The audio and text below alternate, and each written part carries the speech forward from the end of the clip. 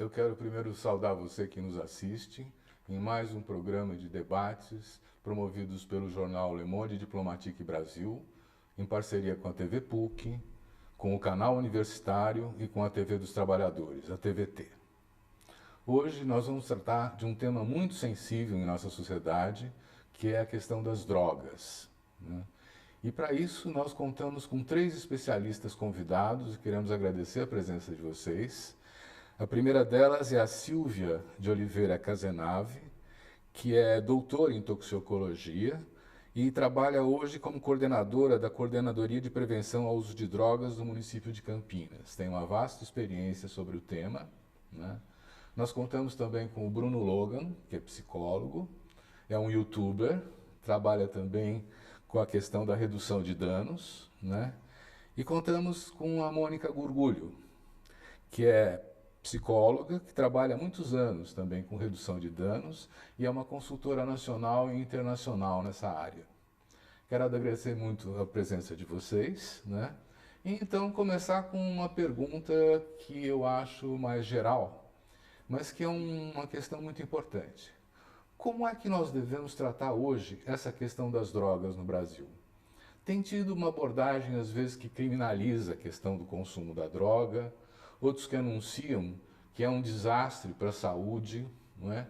E nós vemos, ao mesmo tempo, que o consumo de drogas aumenta. Eu busquei alguns dados, não é? E, por exemplo, se nós considerarmos o consumo de maconha, os últimos dados, que são uma pesquisa de 2012, não temos uma pesquisa mais recente, né, apontam que são 3 milhões de pessoas que consumiram maconha nos últimos 12 meses. Dentre eles, 470 mil adolescentes. Quanto ao consumo de cocaína aspirada, né, nós temos 2,3 milhões de pessoas que consumiram nos últimos 12 meses e 226 mil jovens, né? E, finalmente, né, com o consumo de cocaína fumada, que é o crack, o oxo, né, 1 milhão de pessoas consumiram nos últimos 12 meses e 18 mil pessoas adolescentes fizeram o mesmo. Quer dizer, eu estou indicando somente essas três drogas, vamos chamar assim. Evidentemente, nós poderíamos incluir o álcool, poderíamos incluir outras, mas eu acho que nós poderíamos nos ater a esse perfil de consumidores de drogas para começar a tratar essa questão de uma maneira mais ampla, mais holística, né? Quer dizer, então, a primeira pergunta que eu faria a vocês 3, né? Como é que nós devemos tratar hoje a questão das drogas, né? Ela já foi muito criminalizada, tem países que legalizaram e que tratam isso como uma questão de saúde, com investimentos fortes, né, na prevenção e no tratamento, né? Como é que hoje vocês veem que a questão da droga está sendo tratada no Brasil e como vocês acham que deveria ser tratada, né? Eu sugiro, por exemplo, que a gente comece com a Mônica. Mônica, por favor, você não quer tomar a palavra? Quero muito, porque eu acho que essa pergunta é muito importante, porque eu acho que hoje a gente tem que pensar a questão das drogas olhando o que a gente fez nos últimos 50 anos, o que a gente vem fazendo nos últimos 50 anos. Porque a sensação que me dá é que as autoridades que hoje estão responsáveis pelas políticas públicas de drogas, é como se elas não soubessem o que aconteceu nos últimos 50 anos. A sensação que eu tenho é que a questão continua sendo discutida em pontos em que nós estávamos 30 anos atrás. Silvia e eu somos colegas há muito tempo, amigas, Bruno eu estou conhecendo hoje, mas as propostas de termos que separar o usuário do traficante, temos que pensar mais na assistência, temos que ver a questão da prevenção, essas são questões que a gente já veio tratando exaustivamente, eu como participante ativa do processo nos últimos 20, 25 anos e sabendo dos meus colegas que trabalharam antes de mim nessa mesma questão. Não dá mais para a gente tratar o assunto de drogas como se ela fosse uma questão ou menor ou falsamente maior. Porque agora nós vamos ter eleições, todos os candidatos gostam muito de dizer sobre a importância da questão da prevenção, do tratamento, e olha como o consumo de drogas está aumentando. Só que os dados passados, eles não são fidedignos, eles não são corretos, eles são inflacionados ou eles são subnotificados, dependendo do gosto do discurso. Então, como a gente tem que tratar hoje, a gente tem que tratar com muito mais seriedade e com um envolvimento tanto científico como ético muito maior do que a gente vem tratando. Obrigado. Bruno, você quer dar uma opinião sobre isso? Então uma outra questão, acho que a gente fica muito no achismo quando a gente vai falar sobre a questão das drogas. Então, quando você tem alguma questão de pele, você vai no dermatologista. Quando você tem uma questão de quebrou um osso, você vai, né, no médico específico para essa doença. Mas quando você vai falar sobre drogas, qualquer pessoa pode pastor, pode o vizinho, pode a polícia, sabe? Pessoas que tiram muito do achismo sobre isso. Acho que um dado interessante que deixa isso muito claro, é que a última pesquisa que nós temos nacional é de 2012, foram 6 anos atrás, ou seja, como é que a gente pode afirmar que realmente aumentou o consumo? A gente não sabe, porque o governo não dá financiamento para pesquisar se teve aumento ou não, se os programas de prevenção ou sei lá, de ensino sobre alguma coisa sobre drogas, se eles são efetivos de verdade. Então, assim, não tem financiamento para isso, tanto para pesquisa quanto para o cuidado mesmo dos usuários de drogas, né? E como que eu acho que as drogas deveriam ser, como que deveríamos lidar com elas hoje? Acho que de uma forma que não vem, que a gente vem diferente da forma que a gente vem tratando até hoje, né? Fazendo diversos, como é que eu posso dizer? Ações? Não, mas terrorismo sobre as drogas, né? Fazendo, como é que eu posso falar? Fugiu a palavra. Uma criminalização? Não, quando você aumenta a... Exagero, uma hipérbole. Isso, ainda bem que vai ser editado. Fugiu a palavra agora. Mas é isso, bom... Magnifica quando você transforma a questão numa questão maior. Muito bem. Enfim, é isso. Bom, eu inicialmente gostaria de agradecer o convite, estar aqui. Para mim é um prazer poder colaborar nesse assunto, nesse tema que, como a Mônica disse, e eu concordo absolutamente tanto com ela como com o Bruno, né, são coisas que a gente já vem falando há muitos anos, que há necessidade de você mudar um pouco o foco e sair de um modelo moral que é centenário, né, mais que isso, nem sei há quantos anos, que a gente vem nesse modelo moral relacionado principalmente ao consumo problemático, né, o que a gente chama de dependência, e passar a entender isso como um problema muito mais amplo. E você mesmo colocou o termo holístico, né? Hoje a gente entende que é um processo que está relacionado não só com a substância, com o organismo, mas com todo um mecanismo social, enfim, que tem relação com a pessoa, com o seu meio, da sua convivência com outras pessoas, com as questões que ela está passando momentaneamente. Então, quando você dá um destaque para jovens aí, a gente tem que entender o que é esse momento da juventude que faz com que as pessoas tenham ou não maior risco para consumir de forma exacerbada algum tipo de droga, quer seja ela lícita ou ilícita. Assim, para mim, por exemplo, é muito difícil, como toxicologista, separar se vamos falar hoje de drogas ilícitas. Eu acho que esse é um problema importante. Eu acho que a gente tinha que realmente mudar esse discurso, porque não dá para separar do ponto de vista da toxicologia, por exemplo, né? Então, eu como farmacêutica, o que eu enxergo na questão das drogas? É que existe uma forma segura de se expor a determinadas substâncias e uma forma que te traz risco. É por isso que é tão importante essa abordagem deles de redução de danos, porque é uma maneira que se mostra como possível para que a pessoa, em contato com uma substância, tenha o menor dano possível. Obviamente que a gente vai ter dano para todas as substâncias, independente delas serem lícitas ou ilícitas. Então, eu acho que a gente podia começar daí. Né, primeiro, não separando as substâncias, uma vez que a forma de exposição é que é o problemático. Em segundo... O que é a forma de exposição? A forma de exposição por exemplo, como é que você consome? Porque quando você fala, por exemplo, cocaína aspirada e cocaína na forma de crack, é a mesma substância, ambas são cocaína, só que uma está em pó e a outra é fumada. A forma de exposição uma é mucosa nasal e a outra é via pulmonar. E isso faz muita diferença. Ao mesmo você pode pensar em relação à cafeína. O que é uma cafeína introduzida no café via oral e o que seria uma cafeína injetada na veia? Então, a exposição é que vai determinar qual é o efeito nocivo para o organismo. A mesma coisa a gente pode pensar para o álcool. Nós tivemos uma onda aí das pessoas consumirem álcool através da mucosa do olho. Uma coisa absurda que surgiu para que a pessoa tentasse burlar o etilômetro, né? Que vulgarmente é chamado de bafômetro. E obviamente que isso não funciona, mas a gente teve muitos adolescentes com a mucosa ocular lesada por ter gotejado vodka ou bebida alcoólica. Porque tem uma absorção, deixa a pessoa embriagada, né? Mas é uma outra via. Então, a forma de exposição, que é a dose, a via de introdução e a frequência e o tempo que essa pessoa usam é que vai determinar qual vai ser o efeito nocivo. Então, para a toxicologia, teoricamente, não importa se é lícito ou ilícito.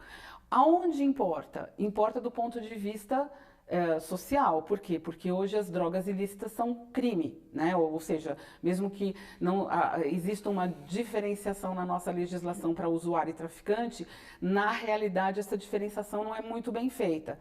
Então tem uma implicação legal aí que é muito importante, né? Porque quem faz essa interpretação é o policial na hora da apreensão de uma droga, ou o delegado e depois, posteriormente, o juiz, que vai dizer se aquela quantidade é de porte, é de consumo ou é de tráfico.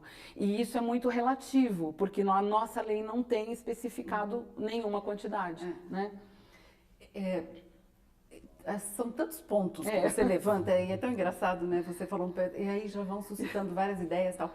Uma é a questão dos adolescentes usuários, né? Eu tenho mais de 35 anos de experiência em consultório, né? Minha formação é psicologia clínica e especializada em adolescência.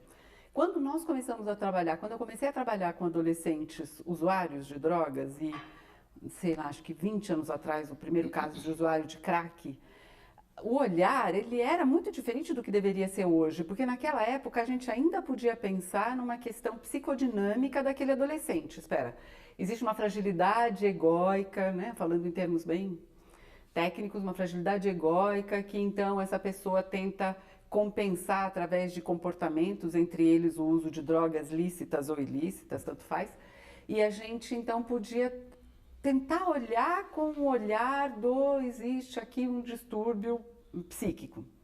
E que depois, nas últimas décadas, a gente já não pode mais olhar dessa forma, simplesmente. É claro que a dependência química é uma patologia, é definida como tal pela OMS, nós tratamos desse jeito, tá tudo certo. Mas a dependência, ela é uma fatia pequena de todo esse conjunto de usuários de drogas. Então, se a gente tem... É que a gente costumava dizer, né, dentro das estatísticas, que de todo o grupo de usuários de drogas, 3, 5% serão dependentes e os outros serão ou experimentadores, ou usuários recreativos, ou abusadores, né? Não sei se interessa mais muito esses números hoje, porque o que interessa é a enorme maioria não é dependente químico. Então a gente tem que pensar que tipo de abordagem você vai dar para essa enorme maioria, que não pode ser a clínica. Obviamente, porque eles não são doentes, eles não são dependentes químicos. Então, quando você fala isso, eu já vou logo lembrando, né, de quantas coisas a gente já precisou renovar na nossa cabeça, inclusive. E que aí, então, passo para a segunda ideia que me ocorreu, as pessoas que estão envolvidas hoje no desenvolvimento de políticas públicas de drogas, existem pessoas muito capazes, mas também a enorme maioria não tem toda essa capacidade. O Bruno mesmo estava dizendo, é raro você encontrar alguém que tenha uma especialização em dependência química e que está lá no Congresso, em Brasília, lugares que Silvia e eu frequentamos até cansar no passado, que sejam capazes de compreender o que está sendo dito do ponto de vista da especialidade e que tenham a coragem de colocar em prática o que é necessário ser feito. A nossa política de drogas, no papel, teoricamente, ela é uma das mais avançadas do mundo. A gente não consegue implementar. E por que a gente não consegue implementar? Bom, eu tenho uma resposta meio simples, depois eu queria até que a gente pudesse até aprofundar um pouco isso, Vamos aprofundar. Por exemplo, a gente tem uma questão relacionada com a prevenção, né, que é super importante, mega importante. Só que prevenção a gente não faz do dia para a noite. Prevenção é um processo, e é um processo que dura anos. Então, se você começar um projeto de prevenção adequado, ele vai levar 40 anos para ter um resultado, como é o caso do tabaco, por exemplo, que é inevitável, né, não mencionar o tabaco nessa situação. Ou seja, você reduz em 40 anos de 40% de tabagistas para 11% de tabagistas. E a gente ainda tem que atuar sobre esses 11% que fazem uso, né? Então, isso levou muito tempo, levou uma energia grande, foram processos diversas frentes de atuação para que a gente pudesse ter essa redução. Então, mas né? até onde eu percebo, né, as informações que eu tenho, o tabaco foi na base de uma lei que proibiu o consumo do tabaco em lugares Mas públicos. não é só. Não Isso é foi só. associado com outras coisas. Com outras né? Por coisas. favor, É. é para vocês esclarecerem. Não é só isso. Porque senão as drogas consideradas ilícitas, elas estariam banidas. Existe uma lei. Sim. As pessoas são colocadas na cadeia e recebem maus tratos e são super apinhadas nos presídios. Muitas vezes a grande população presidiária hoje está relacionada com alguma coisa com droga e as pessoas continuam usando drogas. Então, se fosse uma lei, estava bom, né? E a gente pensando sobre a lei, inclusive a gente estava falando sobre isso agora há pouco, que às vezes a gente pode pensar, mas muitas pessoas pararam de fumar cigarro porque aumentou a taxa, por conta daquela informaçãozinha que tem atrás do maço, a advertência atrás do maço. Mas, por exemplo, eu sou contra, eu não sei também se é uma opinião muito popular essa, mas eu sou contra uma taxação muito alta do tabaco, por exemplo. Por quê? Porque vai impedir que algumas pessoas façam uso? Eu acho muito difícil, porque se as pessoas querem usar, elas vão acabar usando. O problema é que a pessoa que tem um poder aquisitivo maior consegue comprar um tabaco de boa qualidade. Quem não tem, acaba comprando um cigarro do Paraguai. E quem compra o cigarro do Paraguai, acaba tendo mais prejuízo à saúde. Exatamente. Né? Essa questão, Então tem uma legalização que ela pode ser boa e tem uma legalização que ela pode ser ruim. A legalização do tabaco ela é boa no sentido que não vende para menor de idade, não pode fazer comercial na televisão, tem lugares que não pode, lugar fechado. A do álcool, por exemplo, é péssima. Como é que você faz uma substância, existe uma substância e que ela tem comercial na televisão? Então isso é um problema. Uhum. Né?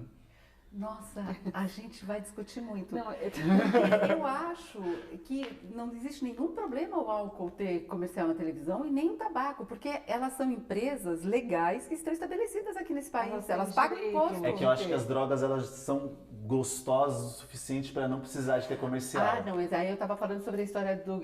Eu entendi que você era contrário a a ter comercial na TV sobre bebidas alcoólicas. Sou contra. Acho que deveríamos Eu ter... não sou. Nós deveríamos ter o álcool legalizado, mas eu acho que não deveria se ter comercial. As pessoas não deveriam ser incentivadas a beber. Porque a questão, quando a Silvia fala do processo todo que leva para você ter um efeito através de um movimento de prevenção, eu estava pensando quanto de investimento econômico, né, financeiro não teve, quanto de investimento intelectual, quantas pessoas não foram estudar e voltaram para o Brasil para colocar em prática o que viram lá fora, tiveram a coragem cívica, social e política de expressar o seu ponto de vista. Os nossos amigos que começaram trabalhando com redução de danos tiveram que prestar conta para o Ministério Público, alguns foram presos. Processados. Então, no início... se não são encaminhados. Então, por favor, para os leigos, esse trabalho, o que é redução de danos? Olha, redução de danos é uma política de cuidado com as pessoas que não querem ou não conseguem parar de usar uma determinada substância. Tá bom. Né? Então, qualquer que seja. Então, assim, ela é uma política de cuidado. Quer dizer, não é uma política para a sociedade em geral, é para aqueles que são os consumidores dessa droga, né? Então, na verdade, é para a sociedade em geral, porque todas as pessoas usam droga. Se não usa álcool, certo. Usa cocaína, medicamento. crack, mas usa Novalgina, usa café. Então, assim, todo mundo usa uma substância. Mas é que o movimento de redução de danos, como a gente conhece, como ele está formalizado no mundo, ele não lida ainda com essas outras substâncias. Aqui Então, no Brasil muda bastante. por isso- É que o Brasil é um Eu pouco também diferente eu fora. acho que a gente aqui já está dando uma abertura tanto que maior. eu acho que a gente está fora dando do uma Brasil... brasileirada no movimento de É, redução de porque a danos. redução de danos fora do Brasil ainda é um movimento, são ações muito pragmáticas. Temos uma ação aqui que pode gerar riscos ou danos ao usuário de drogas e nós temos uma contração para poder dar conta disso. Por exemplo, a pessoa vai fazer uso de uma droga injetável que entregue uma seringa para esse sujeito para que ele não compartilhe e não pegue Isso. AIDS, por exemplo. Então, isso são ações Peraí, muito quem pragmáticas. entregue quem? Pode ser governo, pode ser ONG, pode ser instituições que trabalham Geralmente com a isso. saúde, né, na verdade a gente tem a rede de saúde para fazer isso, porque ela também é responsável nessa troca de seringa, que foi aonde começou a redução de danos no mundo, justamente para ter o contato com o usuário e permitir uma relação onde o usuário permita um cuidado com a Mas saúde. Então eu estou essa- entendendo que tem uma coisa por trás desses argumentos, que é a questão da legalização das drogas, como acontece na Holanda, quando acontece em outros países. É disso Mais que nós ou estamos menos. falando? Olha, eu queria... E é muito legal isso que está acontecendo, que mostra bem a complexidade desse tema. Então, quando algum candidato pensa que com uma canetada ele vai resolver o assunto, é bom que ele saiba que não vai resolver. Porque, por exemplo, eu quero voltar nessa história. Eu estou falando do ponto de vista acadêmico, né? A redução de danos como estratégia de cuidado e de atenção a usuários e dependentes químicos, Desculpe. nada. Continue. Sim. Ela já pode ser considerada quase uma ciência. Ela tem estudos no mundo inteiro, nas últimas 3 décadas, que confirmam a eficácia dessa abordagem. Aqui no Brasil, a gente não tem tanto estudo assim. Por isso que quando você falou, não, mas aqui no Brasil a gente já faz assim, eu falei, isso é uma brasileirada da redução de danos, porque eu ainda estou presa mais naquela coisa mais acadêmica, assim, quantas pesquisas já aconteceram, quantas comprovações a gente tem da eficácia da redução de danos. É que eu falo um pouco diferente porque fora do Brasil me parece ainda que é muito pragmático a forma que se faz redução de danos. Temos um problema, vamos pensar numa solução ali, né?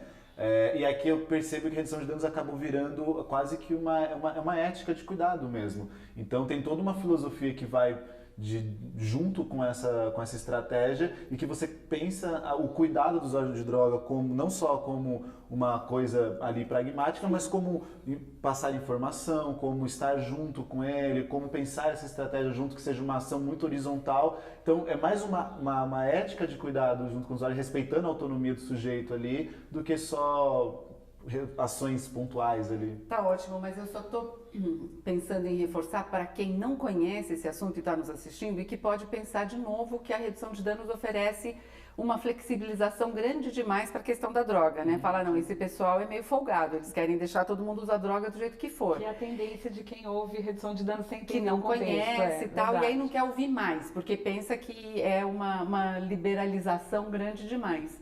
E eu quero dizer que não é isso, não é? Porque ainda que exista toda essa ética, e eu concordo com você, toda essa disposição brasileira para fazer a redução de danos brasileira, porque uma das questões da redução de danos, que eu acho sensacional, é que ela tem que ser adaptada para cada realidade.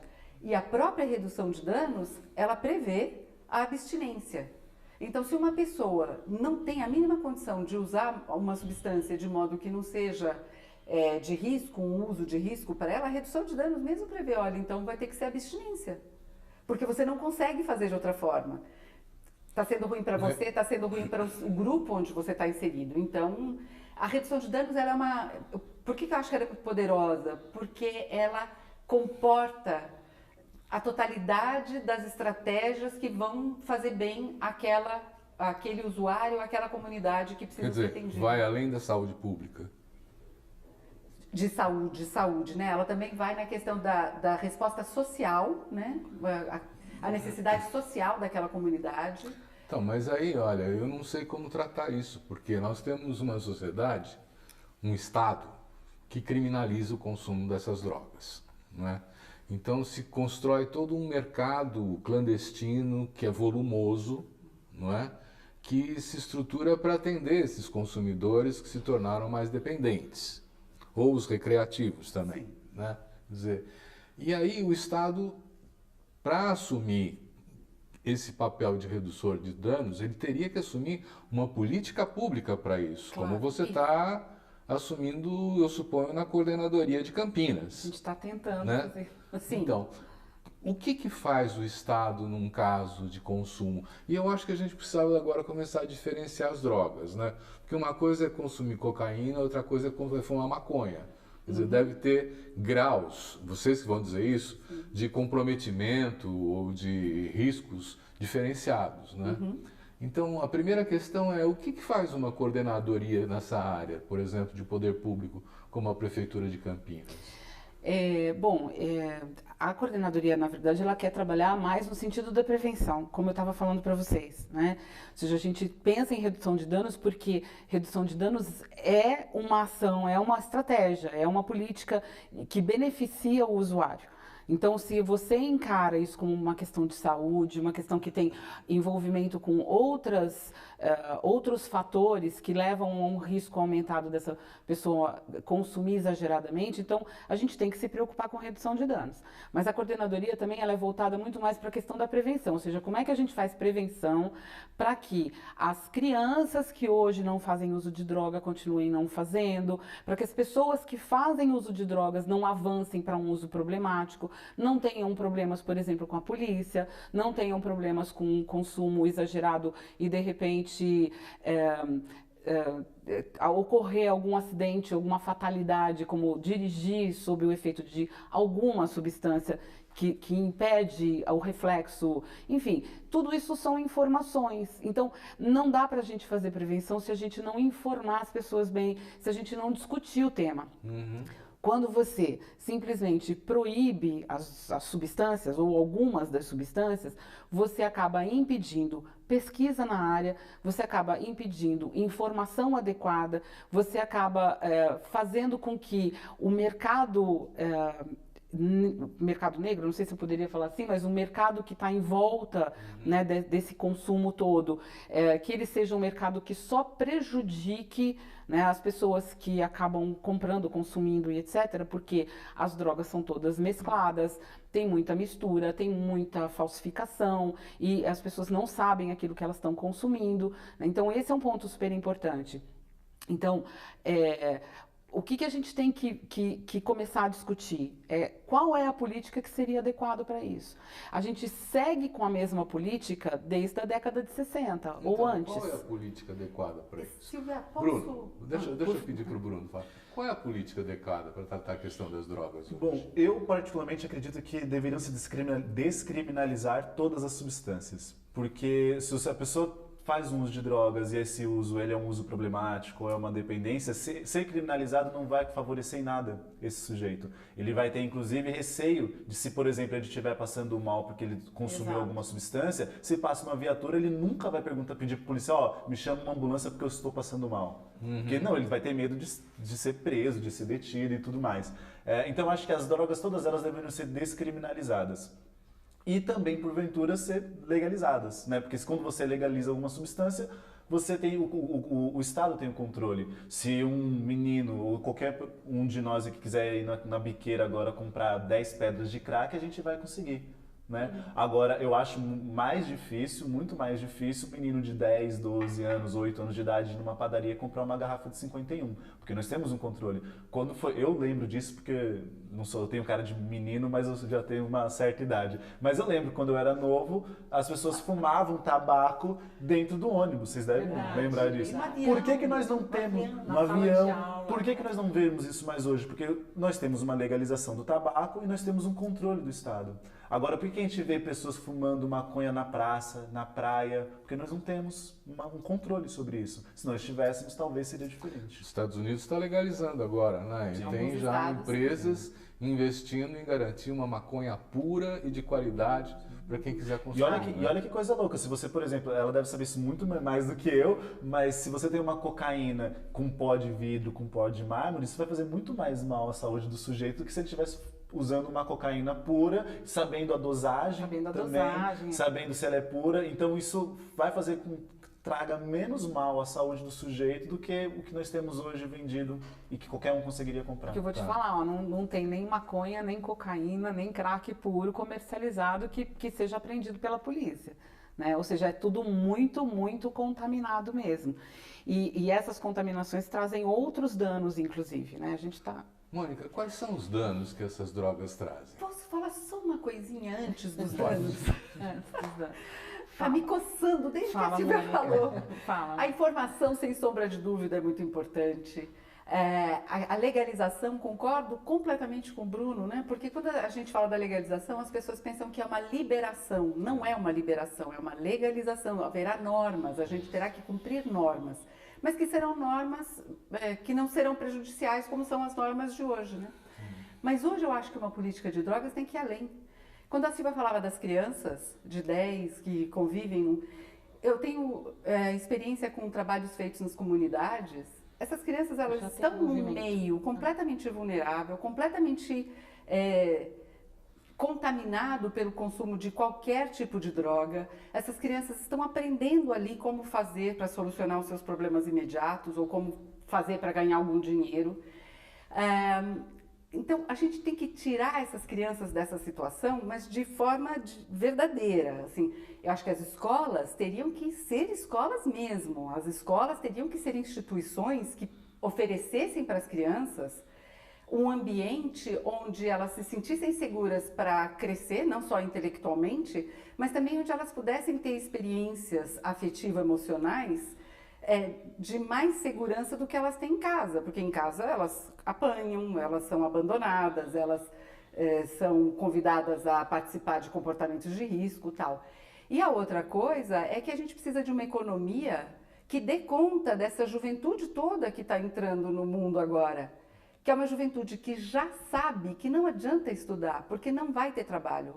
É uma juventude que já sabe que não adianta investir em qualquer comportamento ou qualquer decisão mais ou menos conforme está no livro, porque ela não vai ter nenhuma garantia de sucesso. Então você está propondo CELS, ensino integral para todo mundo, para todos os jovens. Olha, pleno emprego para a sociedade, demais. Educação especializada para a juventude, para adquirir maior qualidade profissional. Eu acho que os centros de educação que foram propostos, os CELS, eu acho que eles ofereciam uma... Eu fiquei muito entusiasmada com a proposta, depois elas não aconteceram exatamente como elas foram apresentadas, né? E aí eu acho que é uma pena, porque Sim, você tem a possibilidade... Mas o argumento que está por trás quer dizer, o consumo de drogas se deve à frustração, a desencanto, é isso?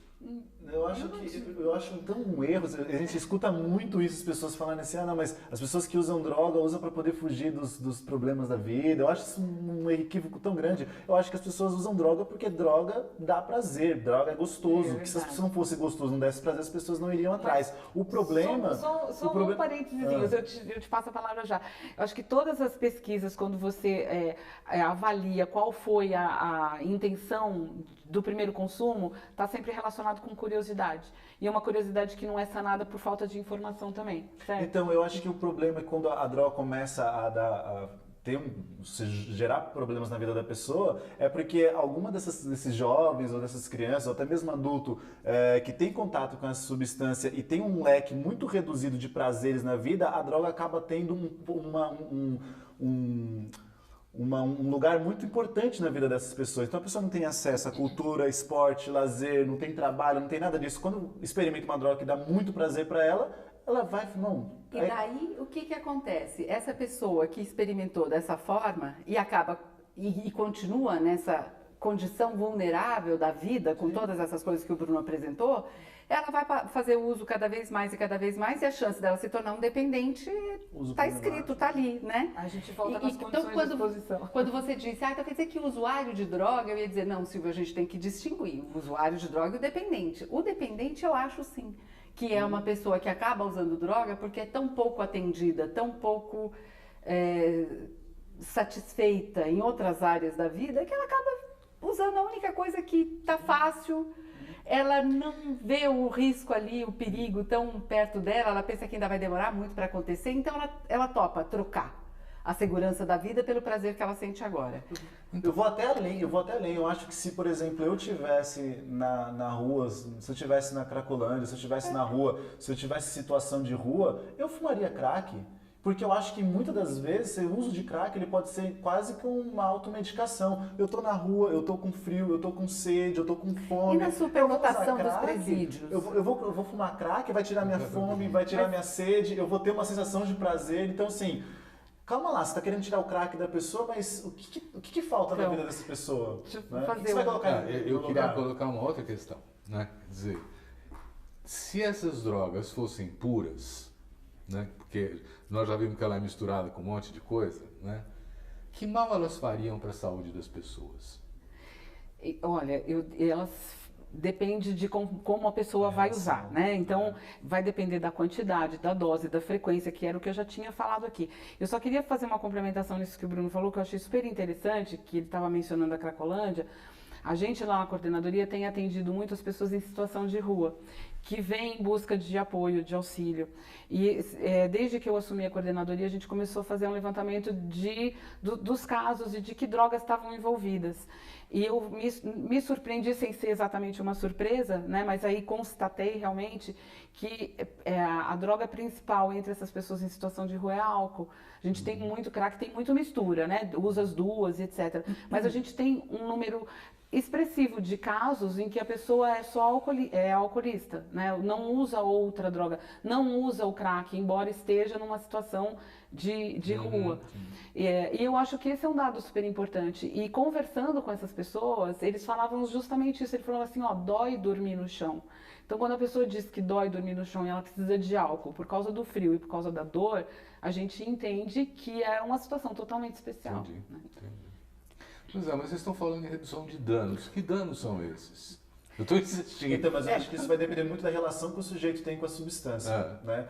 Existe aquele dano que é pragmático, né? Como eu já tinha, como eu havia falado, do sujeito, o cara está fumando o crack e ele queima a boca, tem fissura na boca, compartilha o cachimbo com um colega e pode transmitir ou pegar hepatite. Isso é um dano direto ali, né? Mas as drogas elas podem trazer danos ou não para o sujeito, dependendo da forma que a relação que ele tem. Tem pessoas que bebem álcool socialmente, final de semana, com os amigos e não tem um problema com esse uso de álcool. E tem pessoas que têm problema com o uso de álcool. Silvio, tem coisas assim, por exemplo, para cada droga, né? Então vamos pensar na maconha usada aos 14 anos de idade. Esse menino ele vai começar a se desorganizar dentro da escola. Então ele vai começar a repetir de ano. Os pais dele não vão gostar, a escola vai botar ele para fora. Pronto, já tem um problema. Aos 14 anos, você ser colocado para fora da escola e seus pais não estarem gostando de você é bem complicado. Se o cara usa maconha aos 25 anos, ele está fazendo um uso que ele controla, está bem tranquilo para ele, não tem problema nenhum. Mas ele, a partir... E nem quero, não estou falando de escalada não, hein? Não é disso que eu estou falando. Estou falando, o cara usa maconha, está tudo muito bem. Mas ele resolve experimentar uma outra droga. Então ele usa, por exemplo, uma cocaína. Por acaso, ele foi na festa, ele trabalha em alguma área específica que o uso de cocaína é mais comum, tal. Então ele foi lá e usou cocaína. Pode ser que ele não tenha risco nenhum, pode ser que ele comece a fazer um uso que seja mudar a via de uso, né? Em vez de ser aspirada, ser injetada. As questões aspiradas, eu não posso dizer com certeza, mas a Silvia pode, tem toda uma questão de comprometimento de mucosas e pulmão e etc, etc. A via injetada, ela começa numa insistência de injeções, ela começa a dar problemas na pele, criam-se cancros e essas coisas todas. Aí você pensa no crack. Bom, ainda um outro dano do uso de maconha ou cocaína. Se é pego pela polícia, a nossa legislação diz que não é crime. Só que até aquela pessoa conseguir sair daquela situação, da mão dos policiais, da mão do delegado, da mão de um juiz, que podem ser profissionais excelentes, mas podem ser profissionais corruptos. Isso é um enorme dano. A pessoa passa então para um uso de crack, isso que o Bruno acabou de dizer, né? Essa coisa das fissuras, né? Fissura não do craving, mas das rachaduras, das lesões bucais que podem acontecer. Bom, e aí a pessoa vai ficando, esse usuário, ele vai ficando cada vez mais vulnerável a outras doenças, porque como disse a Silvia no início, A redução de danos ela apareceu como uma alternativa para o uso de droga injetável com agulhas compartilhadas para a tentativa de controle da epidemia da AIDS, Sim. do HIV. Uhum. Então, quando a pessoa começa a ficar nessa vulnerabilidade, quer dizer, um menino que é colocado para fora da escola aos 14 anos, e depois ele tem que ir para uma outra escola, aquela outra escola já vai olhar para ele assim meio torto, ele já vai entrar naquela escola com a pecha de, pô, ele foi expulso de lá, sabe? Ou então, pelo contrário, esse é o nosso herói, vem cá porque você é sensacional, porque você já foi colocado para fora da outra escola porque você é fera. Então, não sei se a gente respondeu a sua pergunta. Respondeu, nós estamos cercando a questão, Então, né? Quer dizer, por o que exemplo, tem tipo os avançado danos. nesses últimos tempos como concepção? Porque vocês começaram dizendo assim, nós estamos usando uma referência de 50 anos atrás para tratar das questões da droga do ponto de vista do Estado, do ponto de vista repressivo e tudo mais, da criminalização, né? E que teria que ser uma coisa mais séria e mais científica. O que é isso, mais sério e mais científico? Vamos olhar para frente. É a gente não pensar a política imediata, por exemplo, a gente pensar numa política de saúde, uma política social, de assistência social, de suporte, uma política que pense no desenvolvimento da juventude de forma ampla, como o Bruno estava falando, assim, contando com as possibilidades de desenvolvimento cultural, artístico, esportivo e etc., que são coisas que as pessoas não pensam, né? Ou seja, o imediatismo e justamente esse preconceito moral que existe em relação à droga faz com que todas as políticas elas sejam de segurança pública apenas. E eu acho que esse é o grande equívoco. Agora, se me pergunta se a gente está avançando, eu acho que não. Nós estamos num risco grande de retrocesso, inclusive, maior ainda. Não, nós estamos num retrocesso. Nós inclusive. estamos num Como retrocesso. vocês estão vendo esse retrocesso? Eu só queria dizer uma coisa, Bruno, não sei se você quer responder sobre... porque eu pensei nos países que estão exatamente tirando o caráter de crime e transformando isso numa penalidade, numa multa. Isso. Né? Então, assim, são países que já entenderam que deixar na mão da polícia, dessa visão militarizada, não está levando a nada bom, pelo contrário, está piorando o quadro do consumo, do comércio de substâncias psicoativas. Então, por exemplo, a gente fazer valer a nossa política de drogas, porque se você for conversar com alguém do governo ou qualquer coisa assim, eles vão dizer, não, mas a nossa política de drogas ela é excelente, ela é no papel, então vamos fazer valer. Vamos fazer realmente que o uso de substâncias psicoativas não seja mais crime. Não passe, o policial não se sinta com nenhum direito de abordar aquele indivíduo porque não faz parte da esfera dele. O que faria parte da esfera dele é essa pessoa está colocando a vida dela em risco ou de outra pessoa em risco? Então, claro, a segurança pública vai lá e segura. Eu vou até além. É ruim, né, um psicólogo ficar falando de leis, mas eu vou aqui dar uma arriscada, porque a Constituição, no artigo 10, ela fala que o Estado não pode interferir na vida privada do sujeito. Então, se, por exemplo, eu tentar pular desse prédio aqui e não for bem sucedido na minha tentativa de suicídio, o Estado não pode interferir, não pode me prender, não pode me punir por isso. Por que o Estado acha que se eu sair daqui e quiser cheirar cocaína, fumar maconha, ele pode interferir na minha vida? Então essa lei, ela é inconstitucional, inclusive ela está sendo votada no Supremo pela descriminalização por conta disso, porque o Estado não pode interferir na minha vida. Agora, você fala, Bruno, mas você pode cheirar cocaína, pegar um carro e atropelar alguém, mas aí seria a mesma situação do que se eu beber um álcool, pegar um carro e atropelar alguém. Você vai ser interpelado por conta dessa ação, Exatamente. porque você atropelou alguém, mas não porque você não usou bebi, álcool ou cocaína. Exatamente. Então, assim, essa lei, ela é inconstitucional. Isso é um ponto. O Estado não pode realmente interferir tanto na vida das pessoas como tenta fazer. Tem mais de 200 mil jovens que estão presos nas prisões, nos cárceres brasileiros, que estão horríveis, né? Acusados de portar algumas gramas ou de maconha ou de cocaína. E sabe por quê? Porque a nossa política ela não é clara o suficiente, como a Silvia dizia no início, para ter a coragem de dizer serão 5 gramas. Tem países, por exemplo, Portugal, tal, que são 5 gramas. Se você tiver 5 gramas, você é só um usuário, esse é para consumo pessoal, então não temos nada a fazer com você. Como a nossa política não é clara, qualquer policial mal intencionado, ele já pega esse cara. Às vezes E não já precisa, começa às vezes não precisa nem, às uma vezes coisa de interpretação. Às vezes não precisa nem ser mal Ele tá intencionado. treinado Se o cara pra isso. pega uma pessoa em Moema com 5 gramas de maconha, com 10 gramas de maconha, pode falar que ele é usuário. A mesma quantidade em Diadema é outra história, o cara é a gente traficante. vê isso Então assim, acontecer, verdade. às vezes o cara nem é Não mal é só intencionado. Às vezes o cara, não, tem, mas aquele cara verdade. ele é branco, tá dentro de uma BMW, tá com 50 gramas de usuário. maconha. É usuário, porque ele não tem que ficar indo ele compra uma quantidade grande para ele não ter que ir toda hora na biqueira. Agora o menino tá em Diadema, tá com metade disso, 250 gramas, não, é muita coisa para um menino desse tamanho. Ele é com certeza traficante. Então nós já estamos começando a chegar num cenário desejável, né?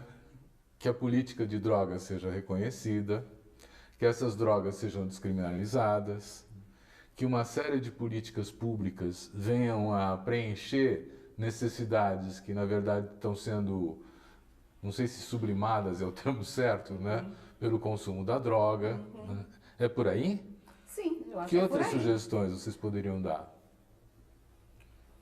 Acho que políticas públicas que respeitassem os direitos humanos é uma questão fundamental, porque nós temos uma linha que cuida de usuários de drogas que rompe completamente com isso, que utiliza da internação compulsória e das involuntárias, pegando o usuário de droga, independente se ele cometeu algum crime ou não, à força e prendendo ele dentro de uma clínica ou dentro de uma comunidade terapêutica que viola diversos direitos humanos. Se o sujeito não cometeu um crime, ele não pode ser preso. Né? E eu quero pegar desse ponto de vista do direito para falar do ponto de vista também das obrigações que a gente tem enquanto cidadão. Eu acho que a gente também está sendo muito mal educado, a gente não está sendo cobrado pelas nossas obrigações enquanto cidadão, e eu acho que dentro da escola, quando começou aquela história da aprovação compulsória, como é que é aquilo que a pessoa passa de ano mesmo sem ter tirado a nota? Como é que chama aquilo? Progressiva. Pronto. Progressiva. Aprovação progressiva, eu me lembro o quanto eu pelo menos, e alguns colegas, o quanto a gente reclamou disso, porque não pode ser assim. Você dá um direito e você espera que a pessoa responda por aquele direito. Só mostrando a maturidade para aquele direito é que ela vai ter o direito de ganhar um outro direito. E a gente não está fazendo isso aqui, está uma confusão. Qualquer pessoa pode fazer qualquer coisa. Então, assim, concordo plenamente com você, temos que ter a questão dos direitos humanos e temos que dar de volta, especialmente aos adolescentes, que é fundamental na estruturação da psique adolescente, ele ter o teste do que ele é capaz ou não de fazer. Então, a gente precisa dar situações para ele em que ele tenha que responder, devolver um resultado para a gente dizer parabéns, você está conseguindo. Que eram os tais ritos de iniciação no passado, tal, que aqui a gente até tinha alguns, mas que vão se perdendo assim no meio do caminho. O vestibular mesmo, que então no desespero a gente falou, tá, então vai ser o vestibular, ainda que o nosso vestibular não seja a 8ª maravilha do mundo, mas a gente pensou, quem sabe o vestibular então vai dar essa sensação de sucesso e tal. Mas para que vestibular? Todo mundo precisa ir para a faculdade? Não. As pessoas, isso é outra coisa que tem que ser entendido. A gente tem que parar de criar faculdade de mentira, porque as faculdades muitas são de mentira. Para de fazer isso. Realmente veja o que é que a gente precisa. A gente precisa de técnicos aqui no Brasil. Por que é que a gente não pensa nessa possibilidade para depois realmente oferecer um trabalho técnico para um menino que vai ter muita dificuldade aqui tem uma contradição que eu estou percebendo nas falas, né? Quer dizer, vocês estão dizendo assim, se melhorar a condição social, se respeitarmos os direitos humanos, né, cai o consumo da droga. Não. Você está dizendo que não. Você está dizendo assim, a droga não vem na busca do prazer. Então, isso inclusive é corroborado porque tem países que têm um nível de vida bastante bom e continuam consumindo drogas. Mas, Silvio, eu estou falando da dependência. Mas é justamente isso. Vamos explorar isso. São eu diferentes acho que tem coisas. essas diferentes. Eu realmente acho assim que a gente tem que analisar isso de ponto de vista diferente. Porque a gente tem uma questão que é o consumo, que pode ser esporádico, ele pode ser só recreativo, né? Ou seja, um consumo mais em finais de semana, e ele pode levar a uma questão de dependência. Então, quem é que vai se tornar dependente? Então, aí a gente volta na questão do que é é oferecido, né, em termos de política pública, ou o que é oferecido em termos de cultura, ou de esporte, de alternativas. Não só da droga, mas alternativas de vida, porque a pessoa pode experimentar a droga, usar esporadicamente e ter outros recursos para dar conta da sua necessidade de vida, né, de adequação para o momento em que ela vive. Isso não implica na dependência. Agora, se a pessoa está dependente ou se ela tem uma relação de compulsão com a droga, então a gente tem um cuidado com a saúde que tem que acontecer, né? No meio dessa questão toda de saúde vem a questão da segurança, que tem esse quadro que você mostrou agora, né? E que eu queria até dar uma reforçada na questão das mulheres, por exemplo, encarceradas. Mais de 60% das mulheres encarceradas têm relação com tráfico de drogas. E isso é uma questão super importante, porque são mulheres que têm filhos, são mulheres que às vezes são encarceradas grávidas. Então, tem todo um contexto aí que é diferente do uso recreativo. E aí você mesmo tinha dito, a gente também precisa diferenciar as drogas, porque uma droga tem um maior potencial de abuso do que outra. Então, quando a gente trata de LSD, de êxtase, de maconha ou de cocaína, elas têm potenciais de abuso diferentes. Então, isso também tem que ser considerado. Ou seja, são tantos fatores a serem considerados que não dá para a gente fechar numa política simples e pura como de segurança pública apenas e mais nada. Vamos ouvir o Bruno, depois eu acho também que as políticas públicas e nós como sociedade não deveríamos também ficar gastando muita energia tentando fazer com que as pessoas parem de usar drogas. Acho que a grande questão é fazer políticas públicas para as pessoas não terem problemas com o uso de drogas, porque a gente vai usar droga, é isso. As pessoas vão usar droga, eu vou usar droga, as pessoas vão usar droga e isso não vai acabar. Então a gente tem que usar drogas de uma forma menos prejudicial. Então acho que as políticas públicas têm que caminhar para esse lado e não pensar, não, vamos pensar política pública para as pessoas pararem de usar droga. Isso não vai acontecer. Né? Isso não vai acontecer. Acho que essa é a diferença importantíssima do que você falou antes. Toda a minha colocação estava relacionada às dependências e ao uso abusivo, ao uso de risco.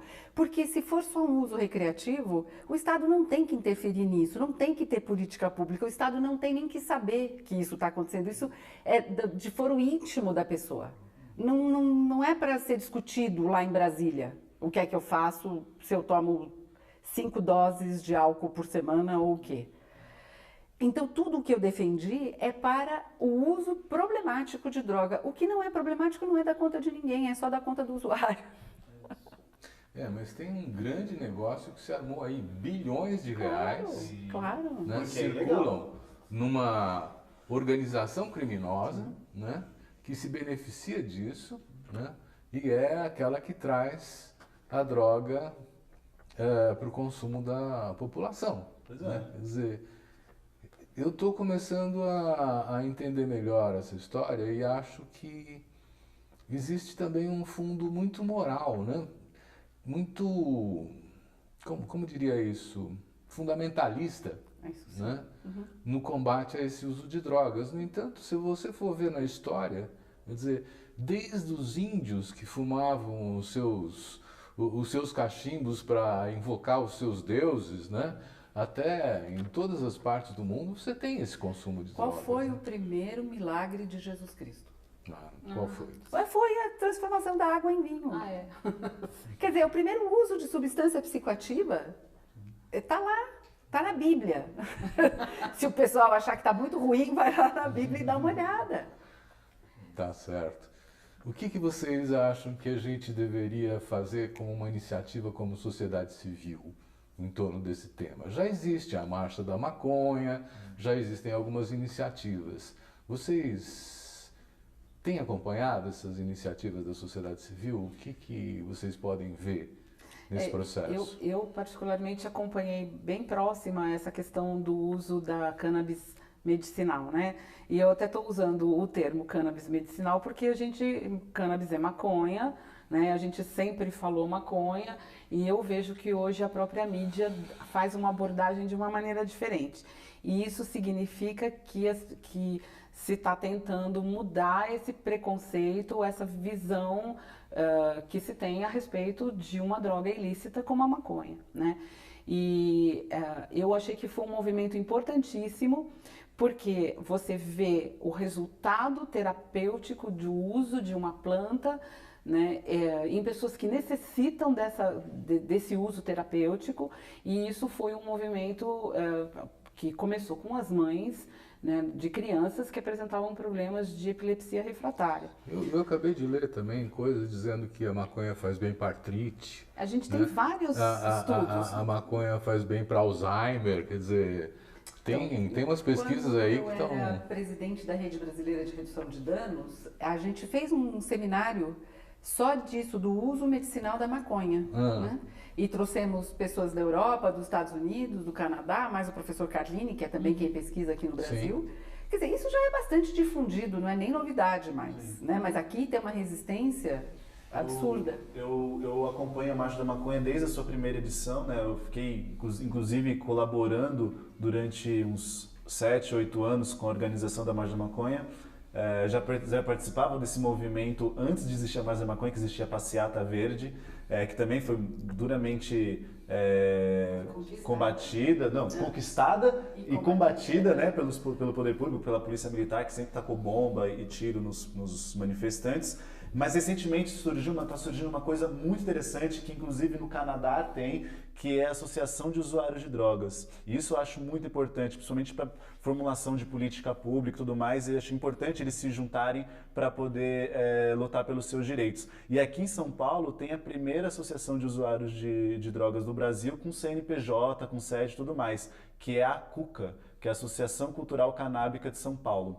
Eu acho que esse é um movimento muito importante, muito legítimo, porque quem mais pode falar das necessidades dos usuários de drogas do que, senão, os próprios usuários? Não faz sentido um grupo de homens pensar política pública para mulheres, um grupo de héteros pensar política pública para a comunidade LGBT. Então é extremamente importante o surgimento da CUCA, ela foi fundada agora há pouco tempo atrás, e eu acho muito legítimo esse movimento.